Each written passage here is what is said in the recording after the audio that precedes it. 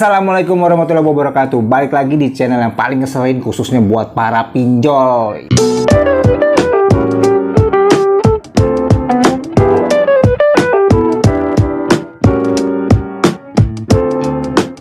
Oke, terima kasih yang udah klik channel gue. Perkenalkan, nama gue Ale Tamaela. Ya, untuk video kali ini gue mau bahas mengenai perbedaan antara pinjol legal dan pinjol ilegal.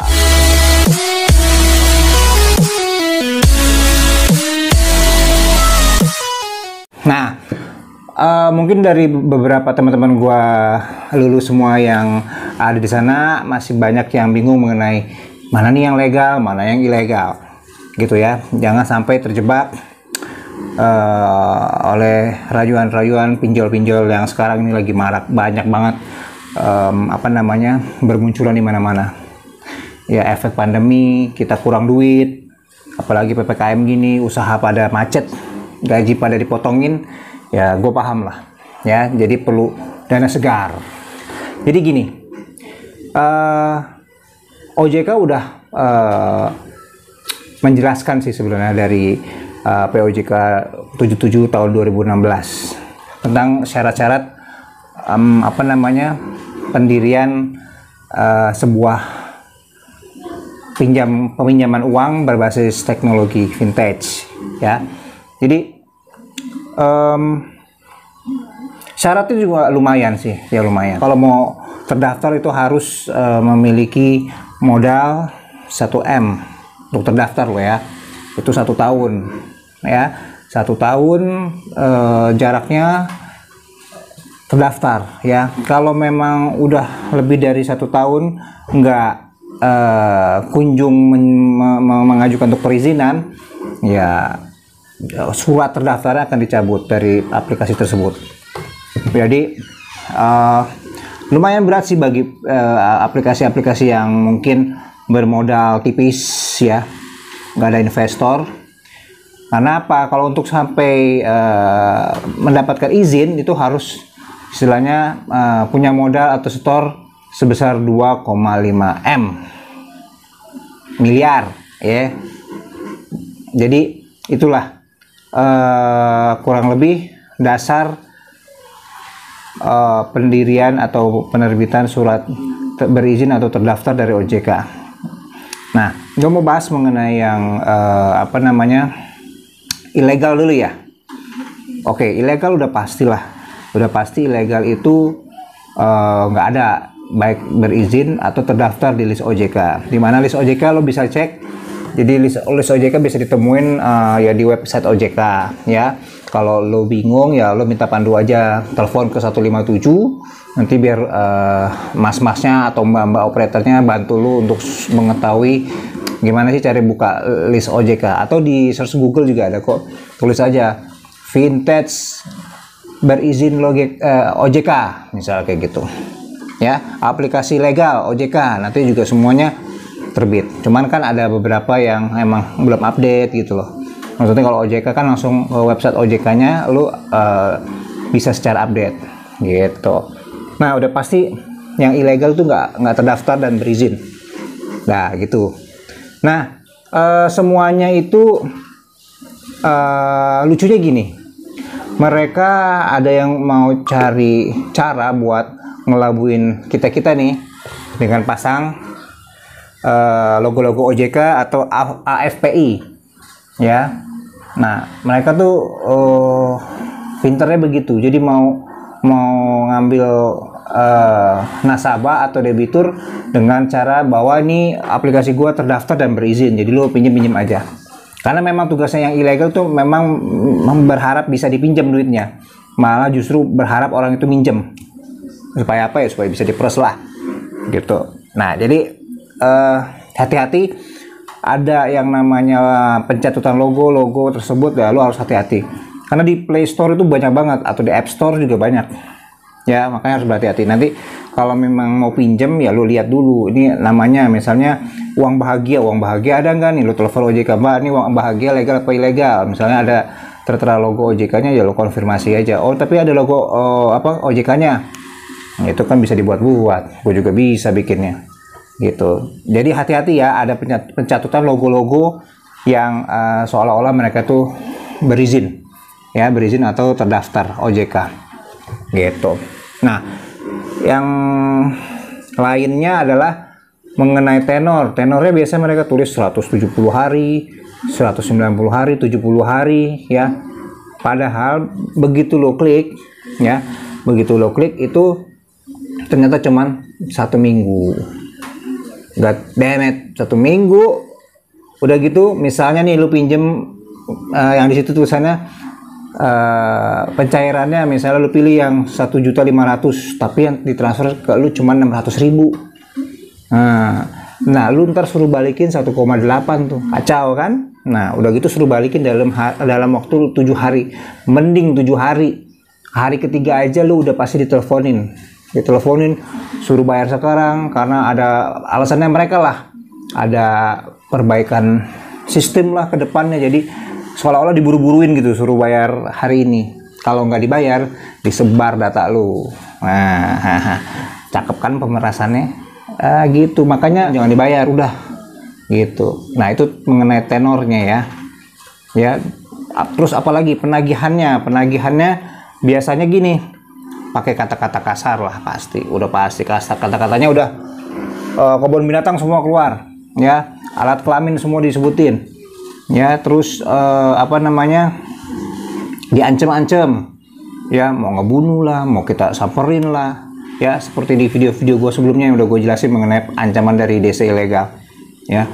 Jadi cara penagihan juga sporadis lah, kacau, ekstrim, barbar. Itu udah terbukti semuanya, gitu. Terus ya selain uangnya yang sedikit yang lu terima, dan bunganya itu gede banget, gila. Bunganya bisa melebihi dari bunga kartu kredit yang cuma 150.000 gitu. Ya, ini bisa sampai berapa? 100% kali, mungkin lebih besar bunganya. Gitu, ya. Dan saran gua, kalau misalnya lu emang terima duit dan lu merasa itu nggak sesuai dengan apa yang nominal, lu mau balikin ya terserah balikin. Tapi saran gua, kalau uang udah dibalikin, ya mereka tetap minta sesuai dengan apa yang mereka minta. Ya, misalnya harus balikin 1,5, ya, sedangkan yang lo terima cuma 500.000 nih, ya lo harus balikin 1,5 lah, gitu. Makanya saran gua nggak usah dibalikin, ya, lu sumbangin aja kemana kek, ya, anggap aja lunas, ya. Nah, gitu. Terus kalau nggak dibayar gimana? Ya dia pasti sebar data lah. Sebar data tuh semua disebarin, semua kontak. Biasanya yang disebar cuman ada nama ibu, bapak, nenek, kakak, saudara, ya, bos, HRD, ya kayak gitu. Ada yang semua disebarin, ada yang nggak semua gitu. Jadi ya tergantung aplikasinya. Dan tergantung seberapa lu ngeselinnya sama dia, gitu ya. Nah, itu kurang lebih untuk yang ilegal seperti itu. Jadi lu harus hati-hati dalam pemilihan aplikasi, ya.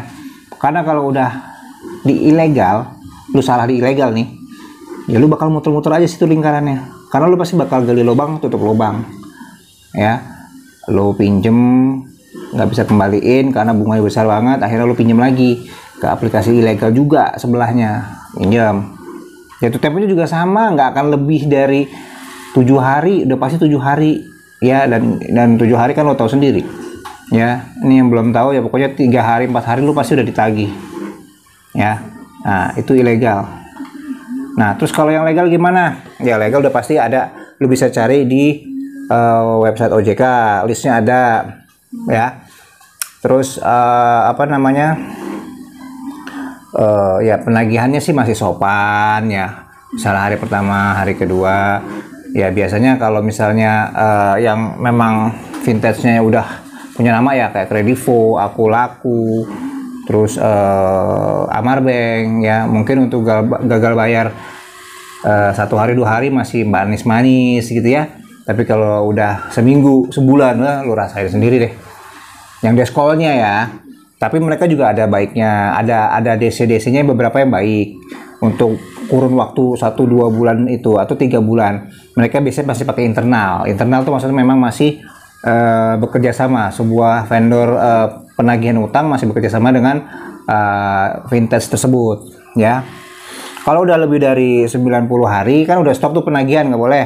Nah, dia lepas tuh data lu ke kemana ya, ke vendor-vendor lain juga, tapi disebut eksternal. Nah, itu lebih barbar biasanya, ya.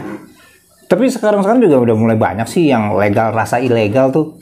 Jadi nagihnya baru 1 hari 2 hari bawel banget ya, diteleponin mulu, diancem mulu, mau di blacklist OJK lah, pret, kayak lu masuk selik aja gitu. Jadi nggak usah takut ya, nggak bakal diselik lu gitu ya. Mau masuk pusdavil bodo amat ya, terus lu gue blacklist di pusdavil, terus memang gue nggak bisa ajuin pinjaman bisa gitu ya, nggak usah khawatir ya. Itu ancaman aja supaya apa, supaya lu bayar gitu ya. Itu yang legal ya. Legal udah pasti ya, bunganya masih bisa dinegoin nih ya, dinegokan. Jadi nggak usah khawatir. Jadi kalau ada yang sebenarnya gampang, kalau legal kan bentuknya ada nih, badan hukumnya ada, usahanya, kantornya pun ada. Kalau lo merasa terganggu atau penagihannya penagihannya nggak sesuai ya lu laporin aja, gampang, pidanain ya. Mau gue temenin juga boleh ya, nanti kita sama-sama aduin mana ke OJK, ke AFPI ya. Yang jelas mereka tuh cara penagihan udah diatur, nggak bisa sembarangan ya. DC-nya sih menurut gue beragam sih ya. Ada yang baik, ada yang brengsek juga ya, ada yang mau rayu dengan ilmu rayu supaya intinya bayar gitu ya, ada yang pakai ilmu ngancem supaya bayar, macam-macam. Nah, yang pasti untuk legal lebih tertib ya, dalam artian tertib ya, lu tahu arahnya kemana. Kalau misalnya ini ilegal ini misalnya legal ini istilahnya cari masalah, dalam tanda kutip cari masalah dengan lu ya. Lu tahu kantornya di mana, lu bisa tunjuk hidungnya siapa ya, bisa cari itu DC-nya ya, mau dari eksternal kayak internal, nanti bisa cari tahu itu siapa. Jadi kurang lebih perbedaan ilegal dan legal seperti itu ya. Saran gua gini, kalau udah lu beres masalah pinjol, lu jangan pinjol lagi ya. Tobat aja, tobat, selesai. Jadi kita coba mulai hidup baru dengan cara ya semampu kita lah, bekerja semampu kita ya, tapi dengan usaha yang 1000%. Jangan ya udahlah, kata Bang Ale, kita jangan ini, kita begini-begini aja, jangan ya. Tetap usaha, cari duit ya. Pasti kalau berdoa juga dikasih jalan yang mudah kok. Oke ya, kurang lebih untuk pinjaman atau perbedaan pinjaman legal sama ilegal seperti itu. Kalau ada yang kurang jelas nanti bisa DM lagi ke gua atau tulis di komen aja ya, atau japri gua di WhatsApp. Gua Ale Tamela, tetap jaga kesehatan, urusan pinjol belakangan ya, urusan utang belakangan, yang penting kita sehat. Assalamualaikum warahmatullahi wabarakatuh. Lawan pinjol.